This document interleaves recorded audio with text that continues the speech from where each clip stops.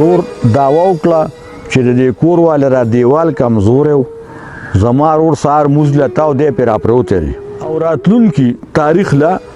د بادشاه لوره زیره کوي دې پانسای کم مړ شه نو شهید دی به نیغ جنت ته ځي پیپر څه کو سیو ولې نه خورو یا په دغه قیمت کباب ولې نه خورو نو استاد ورته وویل چې نه دا ګوره خراب خار دی خار ناپرسان دی خپې به ترې وباسو اعوذ بالله من الشیطان الرجیم بسم الله الرحمن الرحیم د خار ناپرسان یو واقعه وایم چې ډیره مزیداره او خوندوره ده یو عالم فاضل سړی لکه یو لوی ولی هغه سره یو شاګرد او داسې به علم پسې ګرځېدل په کلو یو کلي ته رالل چې هغې کې ټیپر سیو هر هغه څیز په یو نرخو نو چې شاګرد بازار ته سودا له ولېږه نو وی استاد محترم هر یو شی په روپۍ دی یا په اتانې دی نو د خار نه نه ځو ځکه چې ارزاني ده پکې مونږ ټیپر څه کوو سیو ولې نه خورو یا په دغه قیمت کباب ولې نه خورو نو استاد ورته وویل چې نه دا ګوره خراب خار دی خار ناپرسان دی خپې به ترې وباسو خو شاګرد خو وړوکی هلک و هغه ویل نه زه به په دې ښار کې به مونږ څه وخت تیر کړو او خوند به ترې والو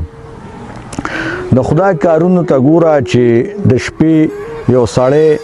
غلا لته نو یو دیوال تیر یو کور لاس که چې څنګه یې لاس که نو ورپسې راغی او د لاندې مړ که ختم شو نو د هغه هلک رور دعوا وکړه چې د دې کور والا را دیوال کمزوری و زما رور سهار مونځ له تاو دی پرې راپروتی دی هغه مقدمه چالو شوه نو جج ووی قاضي ووی چې د کور دا سړی را طلب کوي چې دا دیوال یې ولې کمزوری جوړ کړو چې دی په خلکو ته نقصان ورسو تاریخ کې د کور مالک راغی چې جج ته تپوس کوي هلکه دا دیوال دی ولې کمزوری جوړ کړو چې دا خلکو ته نقصان ورسو هغه وی ما خو دا استاد له ورکړو میسن له مې ورکړو چې دا جوړ کا زه خو نیم خبر چې هغه څنګه جوړ کړی وی تاریخ بدل کوي او راتلونکي تاریخ له ترکان استاد میسن استاد راولی چې تپوس ته وکړی شي تاریخ بدل شو راتلونکي تاریخ له ترکان حاضر شو ویل که تا دا دیوال ولې کمزوری جوړو چې دا به د خلکو راپریوت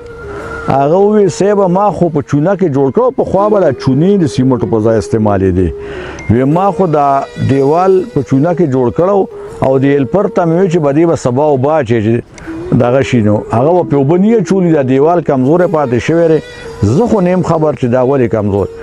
هغه وی تاریخ بدل کوي راتلونکي تاریخ لا با هیلپر حاضر کوي راتلونکي تاریخ کې هیلپر حاضر کو ویل که تا به د دیوال اوبه ولې نه اچولې چې دا کمزوری پاتې شو جج ورته ووی قاضي وی ما به د دیوال اوبه ولې ځکه وانه چولې چې زه غافله پاتې شوم ځکه چې د بادشاه اسره خلاص شو او خلک ته ډېر زیات یارېده وی چې لیونی شوی رسم نو زه د کور نه اړورونه وتم نو هغه اوبه ما په دې دیوال وانه چولې شوې نو وی ځکه پاتې شوه نو دغسې کمزوری جج وی تاریخ بدل کوي راتلونکي تاریخ لا سایس راولي سایس هغه ته وایي کوم چې د بادشاه حسونه ساتي یا د هر چا حسونه ساتي هغه سایس وایي وی تاریخ بدل کوي راتلونکي تاریخ له سایس راولي چې سایس یې حاضر کو ویل که تا نه ولې د بادشاه د اس راخلاصېده چې خلکو ته تیاره وه هغه وی صاحبه چې د بادشاه لور بنګړو له شونګ ورکو نو اسمانه ودنګل اس خو زورور زناور دی ما چرته کابو کولی شو انو جج قاضي صاحب وویل چې تاریخ بدل کوي او راتلونکي تاریخ له د بادشاه لور زیره کوي چې د بادشاه لور یې زیره کړه وی تا ولې بنګړو له شلنګ ورکو چې د هغه نه اس خلاصېده هغې وی چې زه بنګړو له شلنګ نه ورکوم نو اچو میسله زه خو به بنګړو له شلنګ ورکوم او دا خو پکې ما نه دی اچولی دا پکې زرګر اچولی دی دا تپوس د زرګر نه وکوي وی تاریخ بدل کوي او راتلونکي تاریخ له زرګر حاضر کوي چې زرګر یې حاضر کو وی تا ولې هلکه به دې بنګړو کې شلنګ اچولی قاضي ورته ووی وی سیبه چې زه پکې شړنګ نه اچوم نو بیا خو څوک نه اچوي هغه به چاونه ویلی شو وی ښه وی راتلونکي اتوار لا یا جمعې لا په دغه لوی میدان کې د دا زرګر پانسي کلی شي هغه باندې دغه